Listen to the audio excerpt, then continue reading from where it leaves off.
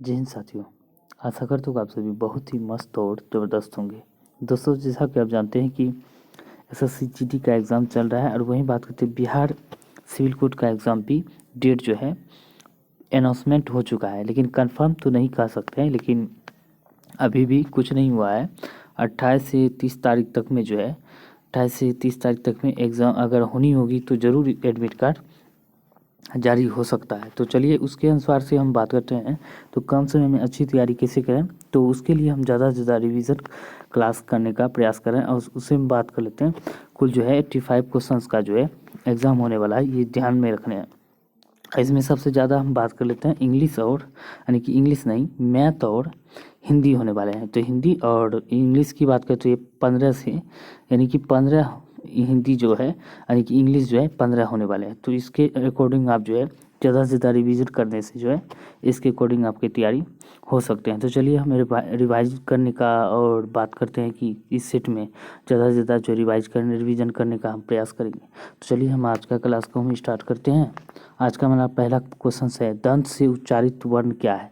तो दंत से उच्चारित होने वाले वर्ण की हम बात करें तो दांत की तरह कौन सा होता है, जिससे त वर्ग में जितने भी आते हैं व्यंजन वो सारे के सारे दंत से उच्चारण होते हैं, जैसे तो, थो, दो, धो, नो, ये सारे के सारे जो है दंत से उच्चारण वाले।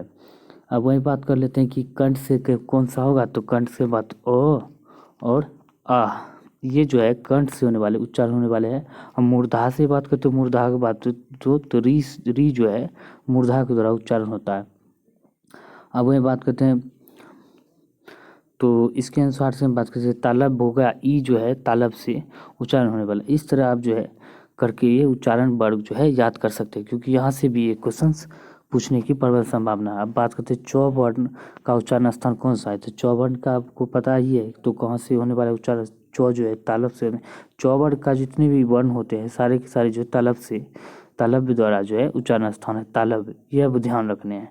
अब वही बात करते हैं निम्न समूहों में से किस शब्द समूह की वर्तनी शुद्ध है।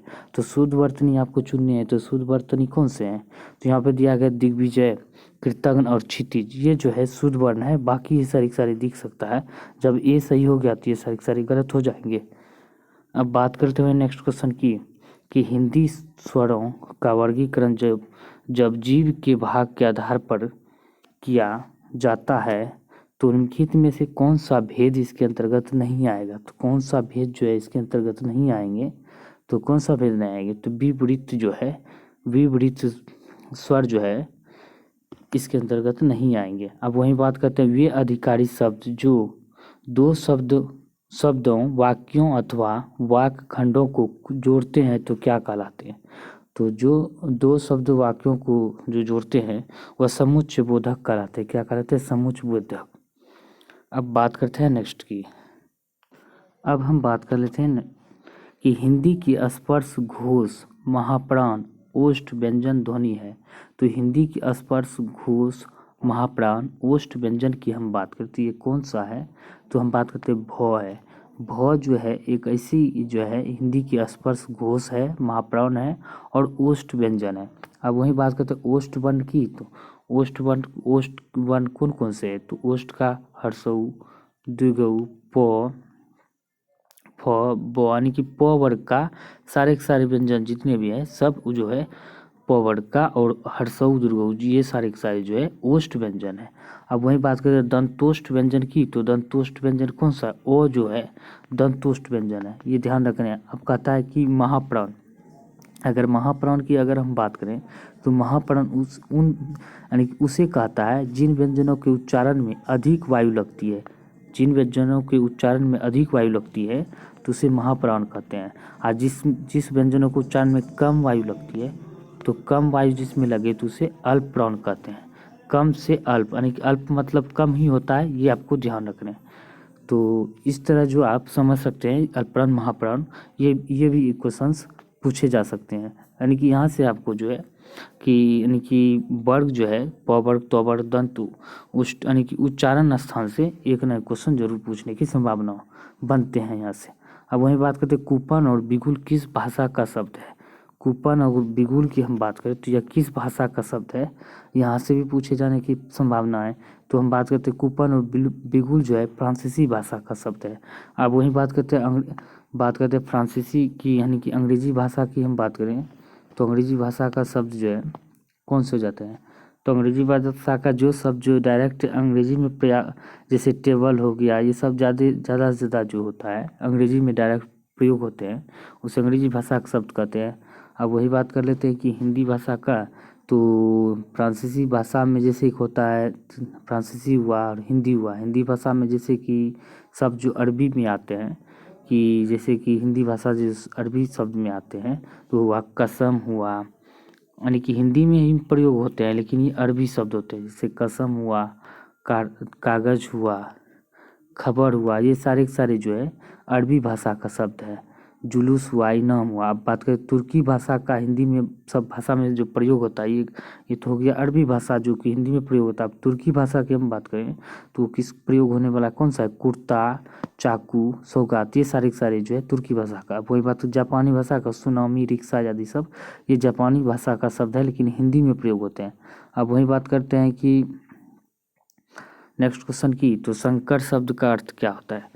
तो संकर शब्द की अर्थ की हम बात करें तो इसका अर्थ क्या होता है, तो दो भाषाओं के शब्दों से मिलकर बना शब्द संकर शब्द कहलाते हैं, ये ध्यान रखना है। अब घुड़सवार शब्द निम्न में से क्या है, तो घुड़सवार शब्द क्या होता है, तो ये ध्यान से रख सकते हैं। तो घुड़सवार शब्द हम बात करें तो ये हो जाएगा क्या, सी, यौगिक हो जाएगा। अब बात करते हैं, अगर हम बात कर लेते हैं इसके बारे में 69 क्वेश्चन के बारे में, घुड़सवार शब्द जो होता है निम्न में से क्या है। तो घुड़सवार शब्द क्या है, यौगिक शब्द है। यौगिक शब्द की अगर हम बात करें और भी, यानी कि दो वर्णों के, यानी कि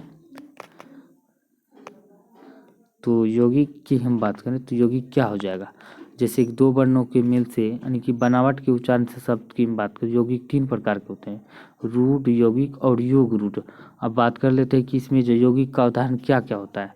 तो यौगिक के उदाहरण की हम बात करते, एक होगा ये आग, आग बबूला होना, यानी कि आग बबूला, और उसके बाद क्या होगा, पीलापन, दूध वाला, ये सारे के सारे जितने भी हैं यौगिक शब्द आते हैं। अब वही बात कर लेते हैं पर्यायवाची की। पर्यायवाची शब्द भी इम्पोर्टेंट है। तो यहाँ से समुद्र का पर्यायवाची निम्न में से कौन सा होता है। तो समुद्र का पर्यायवाची की हम बात करें तो रत्नाकर जो है ये समुद्र का पर्यायवाची है। तो अगर बात करते हैं समुद्र का और अन्य पर्यायवाची शब्द, सागर हो जो गया, सागर होगा, जलधाम होगा, जल्दी होगा, और नीर निधि होगा, ये सारे सागर के पर्यायवाची शब्द हैं। अब वही बात कर लेते हैं किसका, तो वनिता का। वनिता का अगर हम बात करें तो पर्यायवाची शब्द क्या होगा, जैसे दारा होगा, जोड़ू हो गया, कलत्र हो गया, गृह लक्ष्मी हो गया, ये सारे बेगम हुआ, पत्नी हुआ, भाड़िया हुआ, अर्धांगिनी हुआ, ये सारे यानी जो है वनिता, यानी कि पत्नी का पर्यायवाची शब्द पूछे तो वनिता, अर्धांगिनी, ये सारे बमगिनी, गृहलक्ष्मी, संगिनी, ये सारे जो है ये पर्यायवाची शब्द होते हैं वनिता का। अब बात करते हैं गण का। तो गण का पर्यायवाची शब्द क्या होगा, झुंड हुआ, समूह हुआ, समुदाय हुआ, कबीला हुआ, श्रेणी हुआ, जाति हुआ, कोटि हुआ, वर्ग हुआ, ये सारे जो गण का पर्यायवाची शब्द है। अब वही बात कर लेते हैं मकरंद का। तो मकरंद का क्या होगा, शहद, रस, पुष्प रस, ये सारे, मधु, शहद, रस, मकरंद का ही पर्यायवाची शब्द हुआ मधु आदि सब, ये ध्यान रखने हैं। अब बात करते हैं कि नदी, समुद्र, तालाब और गंगा, इन शब्दों के क्रम से सही पर्यायवाची शब्द वाली पंक्ति को चुनिए। तो यानी कि नदी का पर्यायवाची शब्द क्या होगा, तो नदी का पर्यायवाची शब्द देख सकते हैं तरनी हो जाता है, तरनी यहाँ पे भी है, यहाँ पे भी है, दोनों में, इस दोनों में से कौन होगा, तो तरनी हो गया, और समुद्र का रत्नाकर हो गया, तालाब का जलाशय, और गंगा का जाह्नवी, यानी कि इसका आंसर की बात करें सी हो जाएगा। इस तरह आप ध्यान से इसे चुन सकते हैं। अब रात्रि का शुद्ध रूप क्या होगा, तो रात्रि का शुद्ध रूप देख सकते हैं रात्रि हो जाएंगे। जानने की इच्छा के लिए निम्न में से कौन सा एक शब्द होगा, तो जिज्ञासा, जिसमें जानने की इच्छा होता है उसको जिज्ञासा कहते हैं। अब वही बात करें श्रोता, श्रोता के लिए किस सर्वनाम का प्रयोग किया जाता है, तो श्रोता की हम बात करें तो उसके लिए किस सर्वनाम का प्रयोग हुआ तो किया जाता है, तो श्रोता की हम बात करें तो क्या हो जाएगा, मध्यम पुरुष वाचक सर्वनाम। मध्यम पुरुषवाचक सर्वनाम जो है श्रोता के लिए एक होता है सर्वनाम। अब बात करते हैं वह गाय अधिक दूध देती है, उक्त वाक्य में अधिक विशेषण किसकी विशेषता बता रहा है। तो किसकी विशेषता बता रहा है, तो हम देख सकते हैं दूध की विशेषता बता रहा है। क्यों, गाय जो है अधिक दूध दे रहा है, तो दूध का विशेषता बता रहा है, तो इसका आंसर बी होगा। अब बात करते हैं लड़का सोता है, तो ये क्या संबंधित है, यानी कि लड़का सोता है, ये वाक्य संबंधित है किससे, तो ये वाक्य हो जाएगा अकर्मक क्रिया। अगर आप अकर्मक में क्या होता है, जिससे कोई अर्थ निकले उसे सकर्मक कहते हैं, जिससे कोई अर्थ ही ना निकले उसे अकर्मक क्रिया कहते हैं। जैसे हम बात करते हैं लड़का सोता है, तो लड़का क्या सोता है, इसमें तो कोई अर्थ नहीं निकल रहा है। अगर वही पूछे लड़का फुटबॉल खेलता है, तो क्या खेलता है, तो फुटबॉल को खेल रहा है, तो इसमें अर्थ निकल गया, वो सकर्मक हो जाता है। और जिसमें नहीं लिखा अकर्मक, लड़का क्या सोता है तो क्या सोता है, हंसता है तो क्या हंसता है, रोता है तो क्या रोता है। इस तरह के जो है शब्द जो बनेंगे तो सारे के सारे जो हो जाएंगे अकर्मक क्रिया हो जाएंगे, और जिससे कोई अर्थ निकले तो वो सकर्मक हो जाता है। ये ध्यान में रखना है। अब बात करते हैं वचन की दृष्टि से कौन सा जोड़ा सही नहीं है। तो वचन की दृष्टि से हम बात करते हैं कौन सा जोड़ा सही नहीं है, तो यहाँ पे मित्रवत, मित्र और मित्रवत ये गलत है। फिर घोड़ा घोड़े ये सही है, लता लताएं किताब किताबें बाकी सब सही है, बाकी ये गलत जो है। अब बात करते हैं निम्न में से स्त्रीलिंग शब्द को पहचानिए। स्त्रीलिंग शब्द की बात करें तो कौन सा हो जाएगा, जुराब। जुराब जो है एक स्त्रीलिंग शब्द है। अब बात करते हैं हाथी का स्त्रीलिंग क्या होगा, तो हाथी का स्त्रीलिंग की हम बात करते क्या होगा, तो यहाँ पे देख सकते हैं आप ध्यान से, हथिनी इस तरह लिखे जाएंगे, हाथी का हथनी।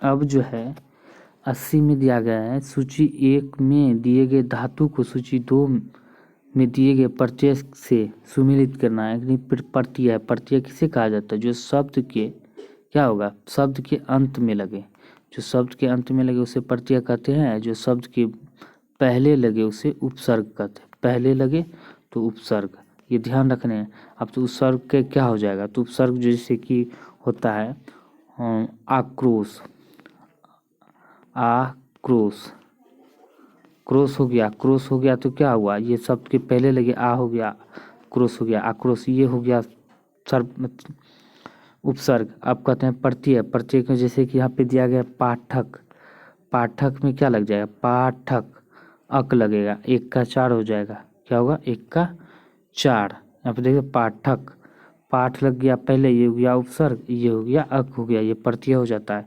इस तरह ध्यान रखते हैं। अब बात करते हैं चालक, चालक का क्या हो जाएगा, चालक अक, तो इसका 3 हो जाएगा।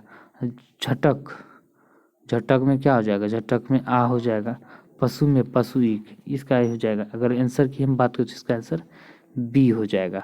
उम्मीद करता हूँ दोस्तों यह जानकारी आप सभी को बहुत ही पसंद आए, तो वीडियो को लाइक करें, शेयर करें, चैनल को सब्सक्राइब करें, क्योंकि यह जो हिंदी का क्लास है आपको एसएससी जीडी के साथ साथ सिविल कोर्ट में और जिस भी एग्ज़ाम में हिंदी पूछे जाते हैं उन सभी के लिए बहुत ही मोस्ट इम्पोर्टेंट हो जाते हैं। मिलते हैं अगले वीडियो में, तब तक के लिए जय हिंद, जय भारत।